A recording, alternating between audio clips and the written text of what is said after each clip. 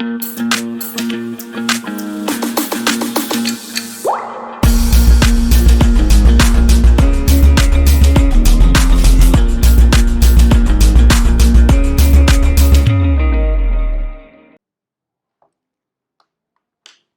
दोस्तों, मुश्किल है पर इतना भी नहीं कि तुम कर ना सको। मुश्किल है ये एग्ज़ाम पर इतना भी नहीं कि तुम कर ना सको। बेशक दूर है मंजिल लेकिन इतनी भी नहीं कि तुम वहाँ पहुँच ना सको। तो दोस्तों, इसी के साथ आज का लेक्चर स्टार्ट करते हैं, जो कि लास्ट लेक्चर है अगस्त मंथ का, जहाँ पे हम अगस्त के करंट अफेयर्स को डिस्कस कर रहे हैं फॉर यूपीएससी प्रीलिम्स 2022, है ना। और इसमें हम कुछ मिसलेनियस टॉपिक्स को डिस्कस करेंगे जो छूट गए थे हमसे, है ना। तो चलिए आज का लेक्चर जल्दी से स्टार्ट करते हैं और आगे बढ़ते हैं अबाउट तो पहला आर्टिकल हमारा है अबाउट कुथिरान टनल। तो ये कुथिरान टनल कहाँ पर है? केरला में है। आपको कुछ कुछ पॉइंट्स इसमें याद रखने हैं जो कि मैं बता देता हूँ। कुथिरान टनल पहली बात कहाँ पर है? केरला में है, ठीक है। और ये कौन बनाया है? NHAI बनाया है। NHAI इसको ऑपरेट करता है, ठीक है। और आपको ये याद रखना है कि केरला का ये पहला ऐसा टनल है, पहला टनल है जो रोड ट्रांसपोर्ट के लिए यूज़ हो रहा है। और साउथ इंडिया का, मतलब साउथ इंडिया में ये लॉन्गेस्ट 6 लेन रोड टनल है, ठीक है। तो आपको याद रखना है साउथ इंडिया में ये एक लॉन्गेस्ट 6 लेन रोड टनल है। बस यही आपको याद रखना है ना। क्या और देख लेते हैं इसमें, बस यही इंपॉर्टेंट इन्फॉर्मेशन है। Twin tube highway tunnel in South India in the state of Kerala. The tunnel is located on national highway 544 पर है। ये आपको याद रखना है।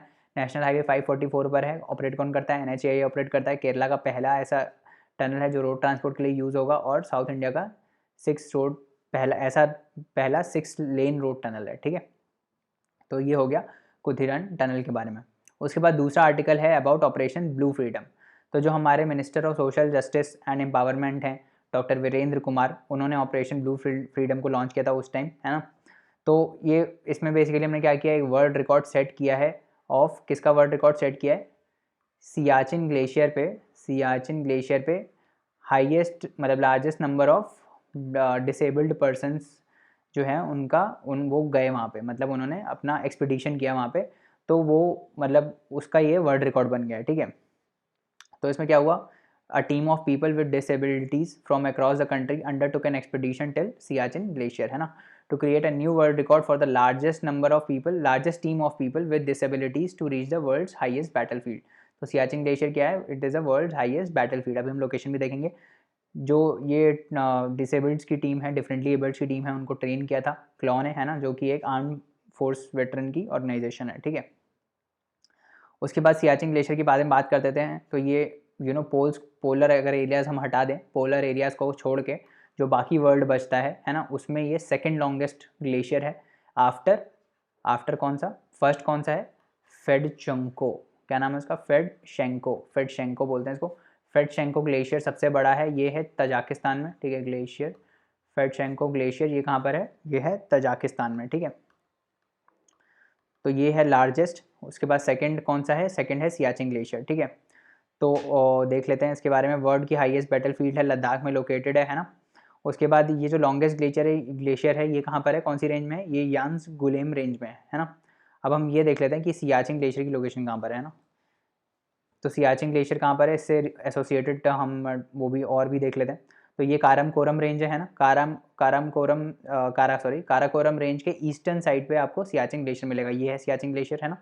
उसके बाद इधर आ जाता है और हम ईस्ट में जाएंगे तो अक्साई चिन आ जाता है ना। This is the Ladakh range, है ना। तो काराकोरम पहली आती है ना, फिर दूसरी आती है लद्दाख, है ना। तो ये वाली रेंज है। कारगिल कहाँ पर है? देखो कारगिल भी देख लेते हैं। कारगिल आपके सियाचिन के इधर नॉर्थ साउथ वेस्ट में है ना। साउथ वेस्ट में आपको कारगिल मिल जाएगा, ठीक है।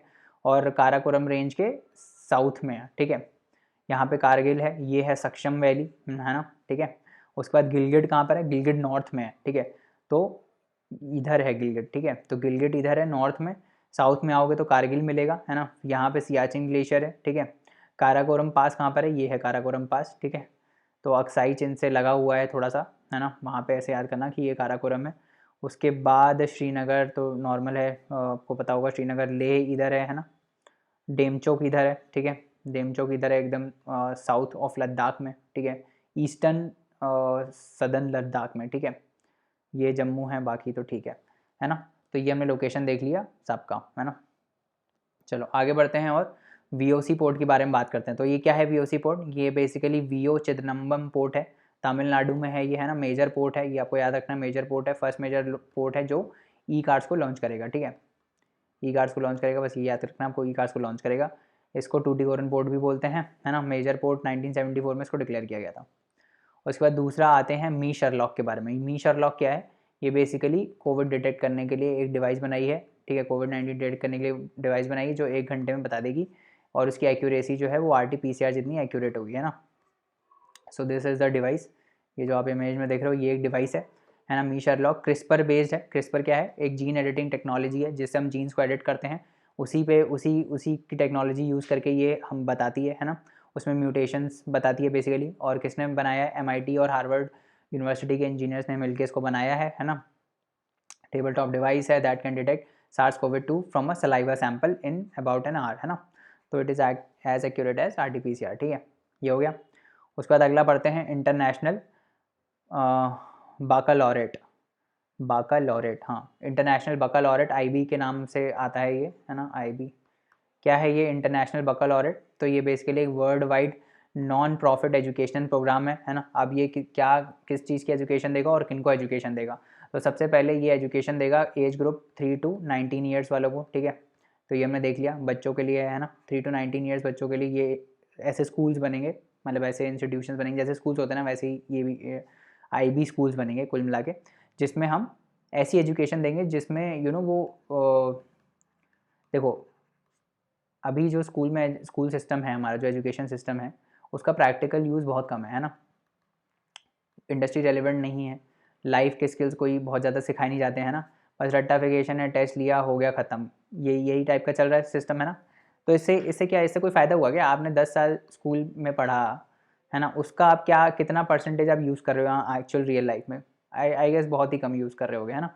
तो इसी चीज़ को एड्रेस करने के लिए कि भाई हम जो ग्लोबल वर्ल्ड में जो चीज़ें हो रही हैं उससे रेलिवेंट हम एजुकेशन दें, ताकि वो फिट हो पाएँ ग्लोबल वर्ल्ड में, है ना। तो जैसे हम ये बात करते हैं ना यार, जैसे हम इंजीनियर्स और इंडस्ट्री की बात करते हैं कि भाई इंजीनियरिंग जो इंस्टीट्यूशंस हैं वो इंडस्ट्री रेलिवेंट इंजीनियर्स नहीं निकाल रहे हैं ना। जो वो पढ़ते हैं, जो हम लोग कोर्सेज पढ़ते हैं इंजीनियरिंग में, वो इंडस्ट्री रेलिवेंट बहुत कम होते हैं, अनटिल अनलेस आप बहुत कोर टेक्निकल में जा रहे हो, है ना। That is a different thing, है ना। और कोर टेक्निकल में अगर कोई जाता है तो उसे हायर एजुकेशन लेना पड़ता है, मतलब अगर आप बैचलर्स किए हो तो आपको मास्टर्स में जाना पड़ेगा, या PhD करनी पड़ेगी, या डॉक्टरेट करना पड़ेगा, तब you become that research oriented person जो इंडस्ट्रीज़ को चाहिए रहते हैं, है ना। तो ये ब्रिज यहाँ पे भी चल रहा है, ये ब्रिज एजुकेशन सिस्टम में भी चल रहा है, स्कूल एजुकेशन में भी। तो उसको ब्रिज करने के लिए बेसिकली ये जो है इंडियन इंटरनेशनल बकालॉरेट प्रोग्राम लॉन्च हुआ है। इंटरनेशनल मतलब ग्लोबलाइजेशन में फ़िट करने के लिए, ऐसे समझ लो कि ग्लोबल वर्ल्ड में वो फिट हो पाए, उसके लिए ये प्रोग्राम है ना। इट एम्फेसाइजेस पर्सनल डेवलपमेंट हम करेंगे इसमें स्टूडेंट का, है ना। और करेंटली 193 IB स्कूल्स हैं इंडिया में, है ना। ऑब्जेक्टिव इसका ये है कि हम क्रिटिकल थिंकिंग को फॉस्टर करेंगे। क्रिटिकल थिंकिंग उनमें आनी चाहिए, है ना। क्यूरियोसिटी आनी चाहिए हर चीज़ के लिए कि ये कैसे होता है, वो कैसे होता है ना। और प्रैक्टिकल एप्लीकेशंस पता आनी चाहिए उनको कि जो आप पढ़ रहे हो उसका प्रैक्टिकल एप्लीकेशन लाइफ में है क्या, है ना।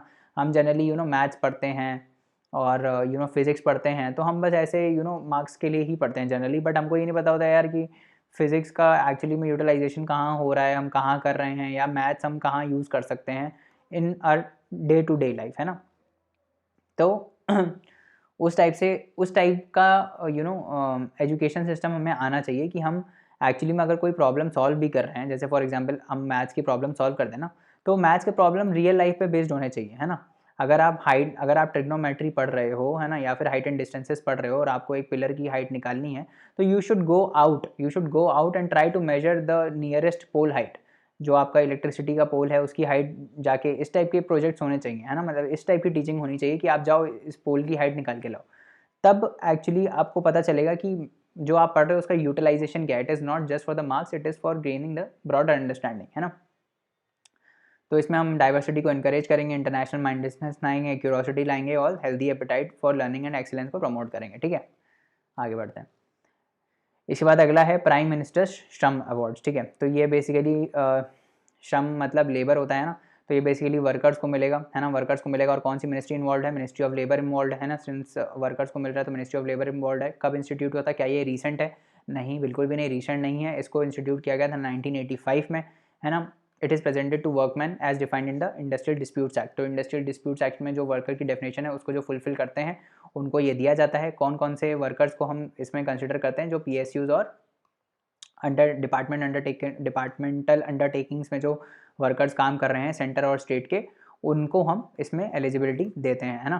तो उनको ये मिलता है। और ऐसे प्राइवेट ऑर्गेनाइजेशंस जो 500 से ज़्यादा वर्कर्स को बेसिकली एम्प्लॉय कर रहे हैं, ठीक है, उनको those workers are also considered under this Shram awards, ठीक है। तो ये था about prime minister Shram award. उसके बाद आता है इंसेल मूवमेंट।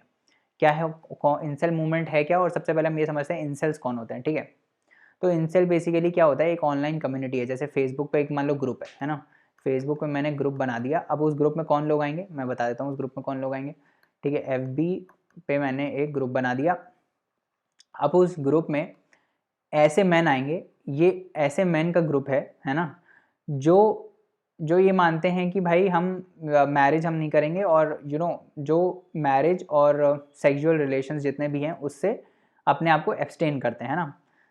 मैरिज और सेक्सुअल रिलेशन से, कोई भी फिजिकल या कुछ भी वैसा कुछ भी वैसे से अपने आप को एब्सटेन करते हैं ना। तो आपको लग गया होगा अरे ये तो कितनी अच्छी बात है ना। बड़ी अच्छी बात नहीं है, पहली बात, ठीक है। पहली बात मैं बता देता हूँ इंसेल मूवमेंट क्यों आया है, क्योंकि इनकी आइडियोलॉजी अलग है। इनका ये मानना है कि जो वर्ड है वो ज़्यादा फेमिनिज्म आजकल कर रहा है ना, फीमेल्स को ज़्यादा प्रायोरिटी मिल रही है ना, और कहीं ना कहीं ये चीज़ गलत है, ठीक है। तो सेलिब्रेट्स जो, एक मिनट इसका पहले देख लेते हैं कि इंसेल मूवमेंट क्या है। Incels are the large online community of men who describe themselves as involuntary celibates, ठीक है। तो ये लोग अपने आप को इनवॉलेंट्री सेलिब्रेट्स बोलते हैं। अब ये सेलिब्रेट्स वही होते हैं जो मैंने अभी आपको बताया, person who abstains from marriage और एंड सेक्सुअल रिलेशंस, ठीक है। तो ये शादी वादी में बिलीव नहीं करते हैं, ये शादी करते ही नहीं है, ठीक है। अब ये लोग क्या बोलते हैं, ये वुमेन को ब्लेम करते हैं for their lack of sexual and social status, ठीक है। तो जैसे ऑब्जेक्टिफिकेशन है वुमेन्स का, है ना, तो वो वुमेन्स को ही ब्लेम करते हैं इनके लिए, उनके ही सोशल स्टेटस के लिए। और ये बेसिकली कभी कभार वायलेंस भी करते हैं उनके साथ, तो ये गलत चीज़ है, ठीक है। Extreme section of इंसेल्स even advocates violence against women, है ना। तो ये लोग सब प्रमोट करते हैं, तो ये गलत है ना। एक्सट्रीम केसेस में ये लोग ऐसा करते हैं, तो ये गलत है। बट आप ये समझ लो कि इंसेल मूवमेंट है क्या, और इंसेल कौन है, और सेलिब्रेट्स कौन है, बस इतना ही याद रखना है ना। उसके बाद अगला है वंदे भारत एक्सप्रेस, ठीक है। तो वंदे भारत एक्सप्रेस आपको पता होगा, है ना। ये है अपनी वंदे भारत एक्सप्रेस, है ना। दिल्ली टू वाराणसी अभी इसका रूट चला था, है ना। ट्रेन 18 के नाम से भी बोलते हैं इसको, ट्रेन 18, है ना। किसने बनाया है, कोच फैक्ट्री चेन्नई में जो है उसने बनाया है। कोच फैक्ट्री चेन्नई ने बनाया है। क्या है ये, engineless semi high speed train है, ठीक है। ये आपको याद रखना है, engineless semi high speed train है ना। 100% ये मेक इन इंडिया प्रोजेक्ट है, पूरी सारी की सारी इंडिया में बनी है ना। बहुत मॉडर्न फैसिलिटीज़ हैं, मॉडर्न एयर कंडीशनड है, टच फ्री ऑटोमेटिक डोर्स हैं, है ना, खुद ही खुल जाते हैं। जैसे उसमें खुलते हैं ना मेट्रोज़ में। GPS इनेबल्ड पैसेंजर इन्फॉर्मेशन मिल जाएगी, ऑन बोर्ड अनइंटरप्टेड वाईफाई है, बायो टॉयलेट्स हैं। तो ये सारे इसमें जो हैं वो बेनिफिट्स हैं, है ना, वंदे भारत में। उसके बाद अगले बारे में बात करते हैं, that is about Hansa new aircraft generation aircraft, ठीक है। तो इसने अपनी पहली फ्लाइट करी। हंसा न्यू जनरेशन एयरक्राफ्ट किसने बनाया, नेशनल एरोस्पेस लेबोरेटरी ने बनाया है, जो कि बैंगलोर में है ना। इसके अंदर highly efficient digitally control engine है ना। तो नॉर्मल सी बात है, ऐसा कुछ नहीं है। हमारे लिए इंपॉर्टेंट ये है कि NAL क्या है ना। तो नेशनल एरोस्पेस लेबोरेटरी जो है इसको इस्टेब्लिश किया गया था 1959 में। ये CSIR जो है हमारा council of scientific and industrial research, उसका एक पार्ट है। It's only government owned aerospace research and development laboratory in the civilian sector. तो ये याद रखना कि इट इज़ द ओनली, ठीक है, ओनली वाला स्टेटमेंट है, तो याद रखना it is the only government owned aerospace entity in civilian sector, ठीक है, बस ये याद रखना है। उसके बाद हॉस्पिटल मैनेजमेंट इंफॉर्मेशन सिस्टम के बारे में बात करते हैं, दैट इज़ HMIS। ये क्या है, ये इंडियन रेलवेज़ का इनिशिएटिव है, ताकि हम जो रेलवेज़ के हेल्थ सिस्टम है ना, उसको, उसके आर्किटेक्चर को फास्टर बना पाए, सीमलेस बना पाए, और हैसल फ्री हेल्थ केयर को हम प्रोवाइड कर पाए, है ना। इम्प्लीमेंट कौन कर रहा है, रेलटेल जो कि एक मिनी रत्ना है ना, मिनी रत्ना PSU है। और CDAC एडवांस कंप्यूटिंग की जो सेंटर है वो, जो CDAC किसके अंदर आता है, MITI के अंदर आता है, ministry of electronics and information technology, है ना। उसके बाद ये क्या करेगा, HMIS will cover clinical care such as labs, pharmacies as well as hospital administration, है ना, इन सबको कवर करेगा। एक मोबाइल ऐप होगी that will be developed which enables the patient to access their electronic mechanical record from everywhere. तो बस एक कुछ भी नहीं है, ऐप है एक, जैसे प्रैक्टो टाइप है ना। प्रैक्टो में जब भी आप कंसल्ट करते हो तो आपका वो जो कंसल्टेशन होता है उसका एक सर्टिफिकेट वहाँ होता है कि ये प्रॉब्लम था, ये दवाई रिकमेंड करी। उसी टाइप से ये एक ऐप होगी जिसमें आपका इलेक्ट्रॉनिक मेडिकल रिकॉर्ड रहेगा, है ना। तो ये हो गया HMIS के बारे में। उसके बाद आगे बढ़ते हैं और आयुष आपके द्वार कैंपेन के बारे में बात करते हैं। What is Ayush? अब आयुष नाम में आ गया तो मिनिस्ट्री भी आयुष ही होगी, है ना। तो आयुष मिनिस्ट्री का है ये, है ना। क्या करेंगे हम इसमें हम मेडिकल प्लांट्स को डिस्ट्रीब्यूट करेंगे। तो ये देखो जैसे ये ना herbs, aromatic, raw material, knowledge, इन सबको हम सॉरी ये तो ई चरक का है, चरक प्लेटफॉर्म है, सॉरी इसमें हम ये ई चरक प्लेटफॉर्म है जिसके थ्रू हम ये करेंगे। आयुष आपके द्वार में हम क्या करेंगे, मेडिसिनल प्लांट्स होते हैं ना, जैसे नीम हो गए, नीम को बोला जाता है उनके अंदर मेडिसिनल प्रॉपर्टीज़ हैं, तो वैसे करके हम 75 लाख हाउस होल्ड्स को ये प्लांट सैपलिंग्स प्रोवाइड करेंगे, है ना। यही है आयुष आपके द्वार। आयुष आपके द्वार मतलब आप हेल्थ जो है वो आपके द्वार पे आ गई। हेल्थ कैसे आएगी? ये मेडिसिनल प्लांट्स के फॉर्म में, ठीक है। उसके बाद ई चरक प्लेटफॉर्म, ये भी थोड़ा थोड़ा रिलेटेड ही है। ई चरक प्लेटफॉर्म किसने लॉन्च किया? नेशनल मेडिकल प्लांट्स बोर्ड ने लॉन्च किया है अंडर मिनिस्ट्री ऑफ आयुष। ये क्या है? ये हर्ब्स प्रोवाइड करेगा, aromatic, raw material and knowledge provide करेगा, जैसे कि यहाँ लिखा हुआ है ना। It is an online market portal for trade off medicinal plants. तो एक ऑनलाइन मार्केट पोर्टल है जिससे हम मेडिकल प्लांट्स को ट्रेड कर सकते हैं। जैसे ये आयुष आपके द्वार था ना, इसमें आप घर जाके दे रहे हो, यहाँ पे आप ऑनलाइन बैठे हुए ले सकते हो, ठीक है। एनिमल स्पिरिट्स, एनिमल स्पिरिट्स क्या है ये? What is animal spirits? ये एक ब्रिटिश इकोनॉमिस्ट थे JM केन्स, उन्होंने ये कॉइन किया था। आप पढ़ते होगे इकोनॉमिक्स में, केनेशियन इकोनॉमिक्स ना, तो वही हैं ये JM केन्स। क्या बोलते हैं, ब्रिटिश इकोनॉमिस्ट JM केन्स ने इसको कॉइन किया था। ये क्या है बेसिकली? ये बेसिकली वो बताता है कि कैसे ह्यूमन के जो इमोशंस होते हैं ना और इंस्टिंक्ट्स होते हैं वो कैसे उनके फाइनेंशियल डिसीजंस को ड्राइव करते हैं, है ना।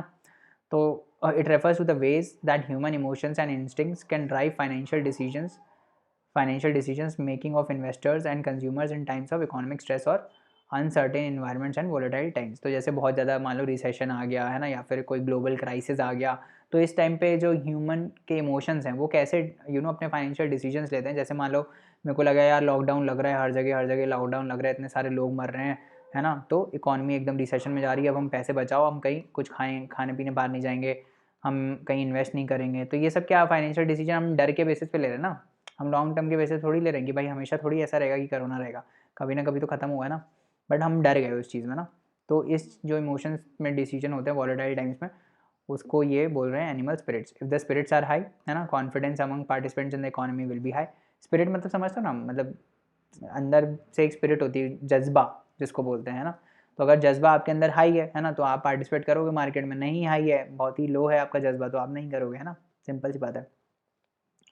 उसके बाद आगे बढ़ते हैं। सैलिन गार्गिल RT-PCR टेक्नोलॉजी, क्या है ये? RT-PCR आ गया तो मतलब भाई ये हम वो करेंगे, कॉस्ट इफेक्टिव टेक्निक है जिससे हम टेस्टिंग करेंगे। इंडिजीनियसली डेवलप्ड बाय नीरी, जो हमारा national environmental engineering research institute है, उसने डेवलप किया है। सिंपल है, फास्ट है, कॉस्ट इफेक्टिव है ना, और कंफर्टेबल है। क्या कंफर्टेबल है भाई?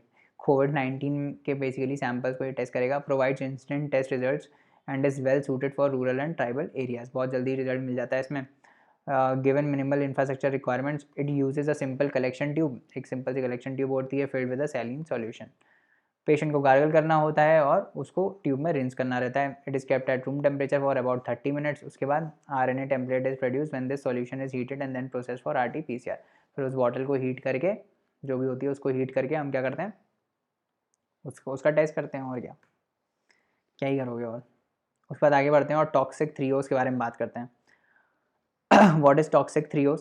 तो ये बेसिकली 3Os हैं। 3Os मतलब 3 ऐसे केमिकल हैं जिनका नाम O से स्टार्ट होता है। तो कौन कौन से हैं? ऑक्सीबेंजीन है और ऑक्टीनॉक्सेट है और ऑक्सीऑक्टोसाइक्लिन है, ठीक है। तो ये नाम आपको याद रखना है, ऑक्सीबेंजोन, ऑक्सीनॉक्सेट और ऑक्टोसाइलिन। ये 3Os के नाम से फेमस है। ये एक एक्टिव इंग्रेडिएंट्स होते हैं, है ना। जितनी भी सनस्क्रीन्स होती है ना हमारे, उनमें ये 66% यही होता है, ठीक है। They are considered harmful and pose a threat to public health, marine life and coral reefs, है ना। तो भाई जब आप सनस्क्रीन लगाते हो बाद में मुँह धोते हो ना, तो पानी कहाँ जाता है? पानी नीचे जाता है ग्राउंड में, ग्राउंड से ओशंस में जाता है और ये सारे केमिकल्स वहाँ पे प्रेसिपिटेट होते हैं फिर। तो ऑक्टोसाइक्लिन जो है वो एक सन प्रोटेक्शन प्रोडक्ट में यूज़ होता है ना, इट डिग्रेड्स इनटू, जब ये यूज़ होके जब ये फाइनली इन्वायरमेंट में जाता है तो ये बेंजोफिनोन में डिग्रेड हो जाता है, जो कि ये कैंसर कॉजिंग कंपाउंड है। और ये हार्मोन से भी छेड़छाड़ करता है, रिप्रोडक्टिव ऑर्गन से भी करता है, तो नॉर्मल हार्मोन साइकिल भी ख़राब करता है। It causes human cell damage that has been linked to cancer, disrupt hormones and have been found in breast milk, blood and urine. तो बेसिकली चला जाता है साइकिल का, बायो एक्यूमुलेशन होने लगता है। ज़ॉम्बी कोरल्स कौन होता है? Zombie corals are the coral जो बाहर से तो बहुत खुश रहते हैं but they are unable to reproduce, है ना। तो ज़ॉम्बीज़ क्या होता है? वॉकिंग डेड्स होते हैं ना, अंदर से तो मरे मरे होते हैं बट चल रहे होते हैं, है ना। तो वैसे ही ये हैं zombie corals, they look healthy but they are unable to reproduce, ठीक है। तो they are called zombie corals. उसके बाद कस्टम्स नोटिफाइड एयरपोर्ट के बारे में बात करते हैं। तो जो हमारा CBIC है, central board of indirect taxes and customs, उसने कुशीनगर एयरपोर्ट को कस्टम नोटिफाइड एयरपोर्ट डिक्लेयर कर दिया गया है। कौन होते हैं कस्टम? ये कस्टम्स एयरपोर्ट कौन होते हैं? जहाँ पे बेसिकली इंपोर्ट और एक्सपोर्ट के जो गुड्स आते हैं ना, वहाँ की लोडिंग अनलोडिंग होती है, उसको हम बोलते हैं कस्टम्स एयरपोर्ट, है ना। तो it is an airport notified by appropriate custom authority which shall be airports for unloading of imported goods and loading of exported goods, है ना। तो एक्सपोर्ट जो कर रहे हो वो वहाँ लोडिंग होती है, जो आप इम्पोर्ट कर रहे हो उसकी वो वहाँ से अनलोड होता है, ठीक है। कुशीनगर हमारे लिए फेमस इसलिए क्योंकि यहाँ पे बुद्धा, जो गौतम बुद्धा हैं, उन्होंने महापरिनिर्वाण प्राप्त किया था, है ना। तो एक पिलग्रिमेज साइट भी है, ठीक है। उसके बाद आगे बढ़ते हैं और क्वालिटी काउंसिल ऑफ इंडिया के बारे में बात करते हैं। क्वालिटी काउंसिल ऑफ इंडिया कब इस्टेब्लिश हुई थी? 1997 में इसको इस्टेब्लिश किया गया था। ऑटोनोमस बॉडी है DPIIT के अंदर, सॉरी DIPP के अंदर, department of industrial policy and, पर अब ये इसका नाम चेंज हो गया ये पुराना नाम लिख दी थी है इसमें गलती से, DPIIT है अब इसका नाम, है ना, department for promotion of industry and internal trade, है ना। उसके बाद किसके अंदर आता है ये? Ministry of commerce and industry के अंदर आता है। Its mandate is to establish and operate national accreditation structures, है ना। सर्टिफिकेशन देता है बेसिकली एसेस करके, है ना, for conformity assessment bodies and providing accreditation in field of health education and quality promotion, है ना। तो ये बेसिकली क्वालिटी को एसेस करता है और एसेस करने के बाद उनको सर्टिफाई करता है कि हाँ, हमने इसको सर्टिफाई कर दिया। जैसे जैसे फसाई फूड में सर्टिफिकेशन देता है ना, वैसे ही ये हेल्थ एजुकेशन और क्वालिटी प्रमोशन को करने के लिए क्वालिटी काउंसिल ऑफ इंडिया है हमारा, है ना। स्टेट फूड सेफ्टी इंडेक्स किसने निकाली है? फसाई ने निकाली है, food standards and safety authority of India, है ना। कितने कौन से पैरामीटर्स हैं? 5 पैरामीटर से ये फूड सेफ्टी इंडेक्स जज करती है स्टेट्स को। कौन कौन से हैं? Human resources and institutional arrangements, compliance, कितना लॉ के साथ कंप्लायंस हो रहा है, food testing, infrastructure and surveillance, food testing का कितना इक्विपमेंट्स है, कैसा इंफ्रास्ट्रक्चर है, सर्विलेंस कैसा है, कितने कितने टाइम में उसका ऑडिटिंग होता है, ये सब चेक करता है। ट्रेनिंग एंड कैपेसिटी बिल्डिंग, जो वर्कर्स काम कर रहे हैं उनका ट्रेनिंग एंड कैपेसिटी बिल्डिंग हो रहा है नहीं हो रहा है, कंज्यूमर एम्पावरमेंट हो रहा है नहीं हो रहा है, कंज्यूमर को आप एजुकेट कर रहे हो कि नहीं कर रहे हो कि भाई ये आपको चीज़ें देखनी होती है जब आप कोई प्रोडक्ट ले रहे होते हो, ठीक है। तो अब इसमें लार्ज स्टेट्स में कौन कौन टॉप किया है? गुजरात, केरला और तमिलनाडु, ठीक है, इन तीनों ने टॉप किया है। और यूटीज़ में Jammu and Kashmir and Andaman and Nicobar और दिल्ली ने टॉप किया है, ठीक है। उसके बाद ये फसाई जो है वो किसके अंदर आता है? Ministry of health and family welfare, तो ये आपको याद होना चाहिए। इस अंदर ministry of health and family welfare statutory body है जिसको food safety and standards act 2006 के अंडर बनाया गया था। फूड बिजनेस से जितने भी लाइसेंस है वो इशू करती है। FSSAI licence is responsible for protecting and promoting public health through regulation and supervision of food safety. तो फूड सेफ्टी को इंश्योर करने के लिए हमारी कौन सी बॉडी है? फसाई, ठीक है, सॉरी ए नहीं है, फसाई है। आगे बात करते हैं एवरग्रांडे क्राइसिस के बारे में, ठीक है। तो ये एवरग्रांडे क्राइसिस क्या है? ये बेसिकली चाइना का एक प्रॉपर्टी डेवलपर है ना, जो अभी बैंक्रप्सी के टर्म, मतलब बैंक्रप्सी के जैसे बोलते हैं ना, बॉर्डर पर है, ठीक है। बहुत ज़्यादा डेट लिया हुआ है इसने, है ना और पेमेंट इनके मिस होने वाले हैं, ठीक है। तो अभी जैसे आपको वो पुराना वाला 2008 का फाइनेंशियल क्राइसिस पता होगा, उसको फेमस बोलते हैं कि ये लेहमन ब्रदर्स जो बैंक था उस टाइम, है ना, लेहमन ब्रदर्स, उनके कोलैप्स से हुआ था ये क्राइसिस, है ना। तो उसमें बेसिकली मैं बता देता हूँ थोड़ा थोड़ा क्या हुआ था। लेहमन ब्रदर्स वाला क्राइसिस क्या था? उसमें ये था कि ये जो लेहमन ब्रदर्स हैं, ये बेसिकली बैंक आप समझ लो एक, तो ये लोग ना प्रॉपर्टी के लिए लोन्स देते थे, ठीक है। तो इन्होंने बहुत ही सब प्राइम लैंडिंग कर दी। आप इकोनॉमिक्स में पढ़ते हो ना, सब प्राइम लैंडिंग। ऐसे लोगों को, ऐसे प्रोजेक्ट्स को पैसा दे दिया जिनकी कैपेसिटी ही नहीं थी रीपे करने के लिए, क्योंकि उस टाइम रियल एस्टेट बहुत ऊपर जा रहा था, मतलब जा रहा था उस टाइम पे। तो इन्होंने रिस्क लिया बेसिकली कि अभी हमें इसका इन्वेस्टमेंट मिलेगा, है ना। तो उस टाइम एक्चुअली क्या हो रहा था ना, उस टाइम 2007 ये स्टार्ट हो गया था पहले से ही। 2008 में तो एक्चुअली कोलैप्स आया, बैंक्रप्सी इन्होंने डिक्लेयर करी, बट उससे पहले से ही रियल एस्टेट डाउन होने लगा था, है ना। तो बहुत सारे लेंडर्स ने इनसे बेसिकली लोन ले रखा था बहुत ज़्यादा। तो ये बैंक काम कैसे करता था, ये बाहर से पैसा उठाता था, है ना, और फिर आगे देता था, और फिर इससे जो प्रॉफिट आता था उससे डेट को रीपे करता था। बट जब हुआ क्या, ये जो सब प्राइम लैंडिंग इन्होंने कर दी बहुत ज़्यादा रिस्की एसेट्स में इन्होंने इन्वेस्ट कर दिया, तो ये पैसा वापस आने का नाम नहीं ले रहा था। अब इनको दिख गया कि ये पैसा वापस नहीं आ रहा है और यहाँ से ये पैसा रेज कर नहीं पा रहे हैं, तो बैंक हो गया कोलैप्स। और ये बहुत ही ज़्यादा अमाउंट था, मतलब ऐसे 650 बिलियन डॉलर्स इस टाइप का था। यूएस इकॉनमी हिल गई थी उस टाइम पे, है ना। तो अब गवर्नमेंट भी हेल्प नहीं कर पा रही थी उनको उस टाइम।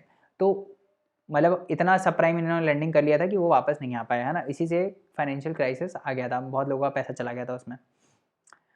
तो यही था लेमन क्राइसिस। अभी एवरग्रांडे क्राइसिस भी उसी के सिमिलर ही आप समझ लो, ठीक है, ऐसा हो रहा है, बट ये चाइना का डेवलपर है, बस इतना है। उसके बाद अगला आर्टिकल इज़ अबाउट गोवान कैश्यू फेनी। तो गोवान मतलब गोवा का है ना। कैश्यू फेनी बेसिकली क्या है, ये पहला एक लिक्विड प्रोडक्ट है फेनी, है ना, मदिरा ठीक है। तो लिक्विड प्रोडक्ट है जिसको हेरिटेज ड्रिंक का स्टेटस दे दिया गया है ना। तो इसको जीआई सर्टिफिकेशन कब मिला था, 2000 में मिला था, है ना। तो feni is a brew made from coconut और कैश्यू फ्रूट्स। तो इसको कोकोनट और कैश्यू फ्रूट से बनाया जाता है, ठीक है। असम की बात करते हैं। असम राइस वाइन जुडीमा, ये फर्स्ट बेवरेज है from north eastern region to आना जीआई टैग, ठीक है। तो वाइन जुडीमा जो है इनको जीआई टैग मिल चुका है। ये जो वाइन है ये कौन सी ट्राइब ब्रू करती है, दिमासा ट्राइबल कम्युनिटी जो कि असम में है ना। ये कम्युनिटी और भी जगह पे है बट असम में मेजॉरिटी है। दिमासा ट्राइबल कम्युनिटी जो है असम की, वो इसको ब्रू करती है। जीआई टैग्स और कौन कौन से हैं जो असम में मिल चुके हैं, काजी नीमू एक टाइप ऑफ लेमन है जो 2020 में ही इसको जीआई टैग मिला था। उसके बाद चोकुआ राइस है ना, जो 2019 में असम के इसको चोकुआ राइस को मिला था, ठीक है। आगे बढ़ते हैं और मेघा ईए के बारे में बात करते हैं, ठीक है। तो मेघा मतलब मेघ, ये क्या है, मेघ मतलब मेघालय, ठीक है, मेघालय का है। ईए मतलब एंटरप्राइज आर्किटेक्चर, ठीक है। तो ये क्या करेगा, ये बेसिकली सर्विस डिलीवरी और गवर्नेंस को इम्प्रूव करेगा for the people of Meghalaya using the power of digital technology. So digital technologies का यूज़ करके हम गवर्नेंस और सर्विस, जो पब्लिक सर्विस डिलीवरी है, उसको इम्प्रूव करेंगे मेघालय में, ठीक है। 6 पिलर्स हैं इसके जो जिस पे ये काम करेगा। पहला है गवर्नेंस, दूसरा है ह्यूमन रिसोर्सेज, तीसरा है एंटरप्रेन्योरशिप, चौथा है प्राइमरी सेक्टर जो एग्रीकल्चर हो गया उसको इम्प्रूव करेंगे, इंफ्रास्ट्रक्चर एंड इन्वायरमेंट, ठीक है, आखिरी पिलर है। तो इन 6 पिलर्स पे ये काम करेगा। उसके बाद Meghalaya has become the first state to implement the India enterprise architecture model. तो ये जो बेसिकली मॉडल है ये मेघालय ने अपने स्टेट के लिए इम्प्लीमेंट किया है, इसीलिए इसको मेघालय इंटरप्राइज आर्किटेक्चर मॉडल बोल दिया। इंडिया में भी ऑल इंडिया लेवल पे ये चल रहा है, इंडिया एंटरप्राइज आर्किटेक्चर, जिसका भी सिमिलर गोल्स हैं, ठीक है, कि हम सर्विस डिलीवरी को इम्प्रूव करेंगे यूजर डिजिटल टेक्नोलॉजीज, ठीक है। एज मेक किया and promote enterprise architecture to digitise governance process, है ना। तो गवर्नेंस प्रोसेस को डिजिटल बनाने के लिए इंडिया इंटरप्राइज आर्किटेक्चर है, ठीक है। उसके बाद आगे बढ़ते हैं और अमृत ग्रैंड चैलेंज प्रोग्राम के बारे में बात करते हैं। तो ये क्या है अमृत ग्रैंड चैलेंज प्रोग्राम। तो हम इसमें क्या करेंगे, हम इसमें 75 इनोवेशंस को आइडेंटिफाई करेंगे, ठीक है। The challenge has been launched only jointly by biotechnology industry research, BIRAC जो है, BIRAC NASSCOM foundation as a nation wide campaign to discover design and scale programme, है ना। The Jan care Amrit challenge will recognise startups. तो कुछ areas जैसे health हो गया, education हो गया, है ना, डिजिटल टेलीमेडिसिन हो गया, इन सब एरियाज़ में हम स्टार्टअप्स को आइडेंटिफाई करेंगे। In telemedicine, digital health, M health, big data, blockchain, artificial intelligence, है ना, इन सब चीज़ों में, इन सब टेक्नोलॉजी में हम स्टार्टअप को आइडेंटिफाई करेंगे और उनको बढ़ावा देंगे, बूस्टअप देंगे, ठीक है। The challenge will land on 31 दिसंबर 2021। तो बेसिकली ख़त्म हो चुका है अभी। तो चलिए अब आगे करते हैं। अब इस बार आज के टेस्ट में ट्रू एंड फॉल्स ही है ना, तो हम ट्रू एंड फॉल्स जल्दी जल्दी कर लेते हैं। पहला क्या है, Kuthiran tunnel is a south India's longest 6 lane road tunnel, सही है, दिस इज ट्रू। दूसरा क्या है, Siachen glacier is the longest glacier in the world non polar areas, तो गलत है, लॉन्गेस्ट नहीं है।